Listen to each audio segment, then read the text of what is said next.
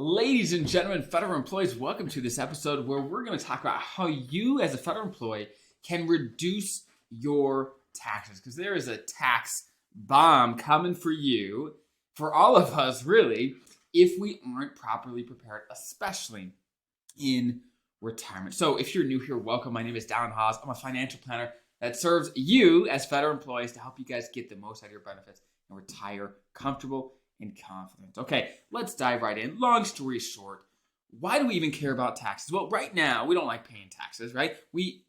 All of us like to probably live in the United States. We probably like to be U.S. citizens. So we all want to make sure we pay the taxes we owe, but there's no reason to leave a tip. We want to reduce our taxes as reasonably we can within legal bounds. Okay, that's how I see it, okay? And that is what I want to help you do, is reduce your taxes down as much as we can within legal bounds. And there's lots of legal things we can do to make sure that this happens, okay?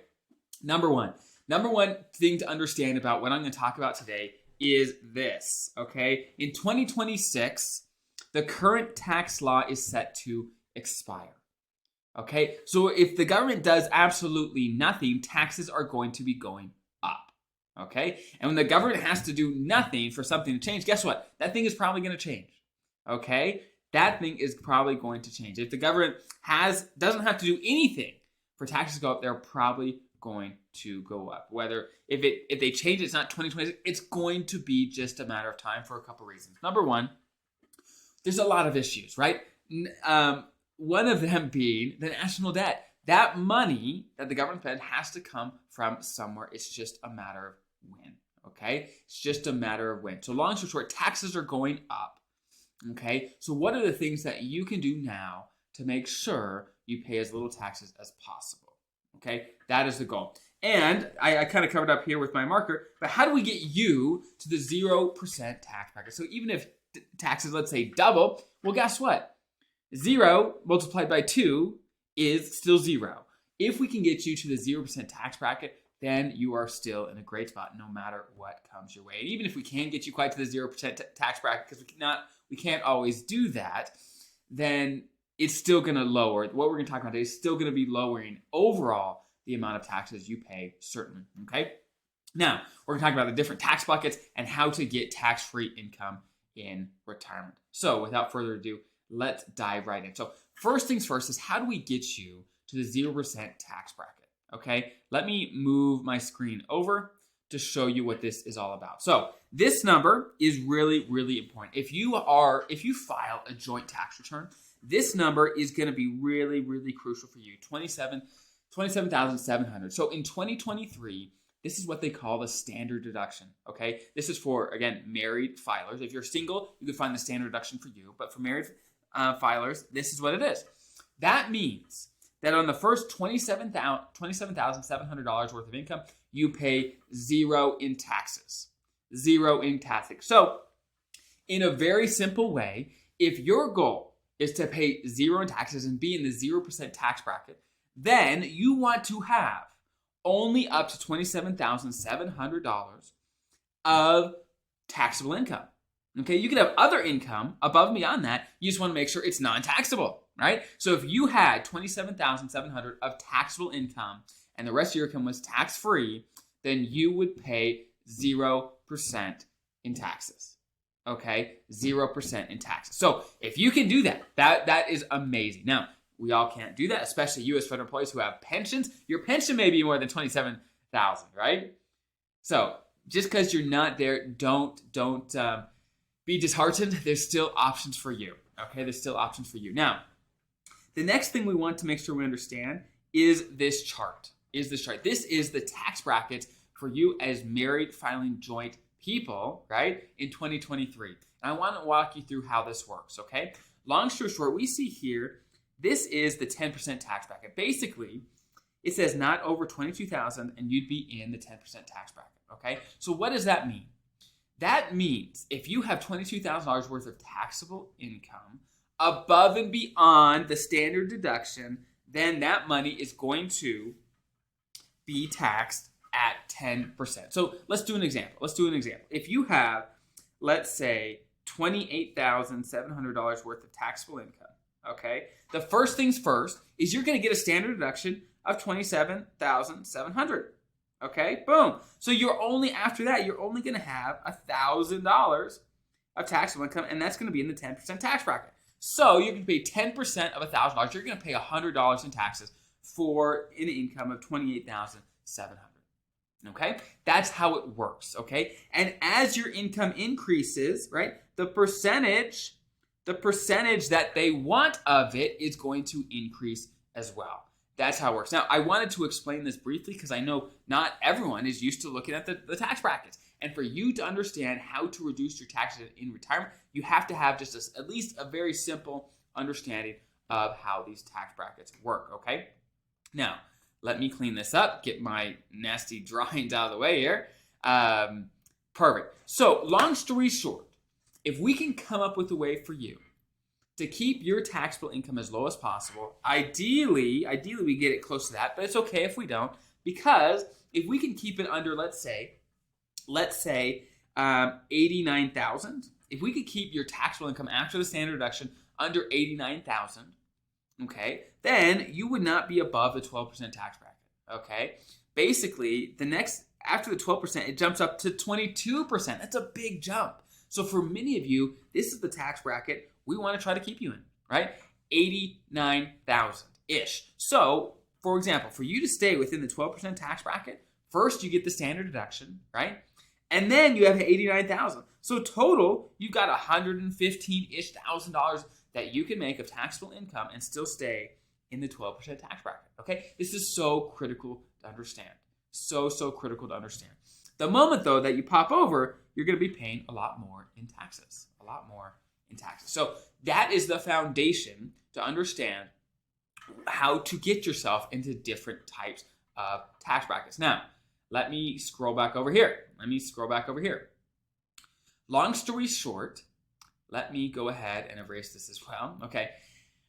The next critical thing you have to understand to keeping your taxes down in retirement and how to get more tax-free income, this one right here, right? Tax-free income in retirement, is you have to understand how different income sources are taxed, okay? They're not all created equal. Not all income is the same. You have to understand how it is taxed, okay? Let's dive in. First things first. You have your pre-tax dollars, okay? So that is traditional TSP. That is traditional IRA. That's most of you probably have most of your money in these pre-tax accounts, okay? That's pre. Then we have Roth, okay? That's Roth IRAs, Roth TSP, etc. Then we have just brokerage accounts, okay? Basically non-retirement money. Any money that's not in a retirement account is going to be just taxable money is what they might call it, okay? Or it's a brokerage account-ish, okay? So we got, again, the money that has not been taxed yet. It's pre-tax, like traditional TSP, traditional IRA. We have money that is in a Roth account, Roth IRA, Roth TSP. When that money comes out, it's not taxed, which is amazing. And then we have non-retirement amount money that is taxed as you go, okay? It's taxed as you go, and it's taxed at different rates, which we're going to talk about right now, okay?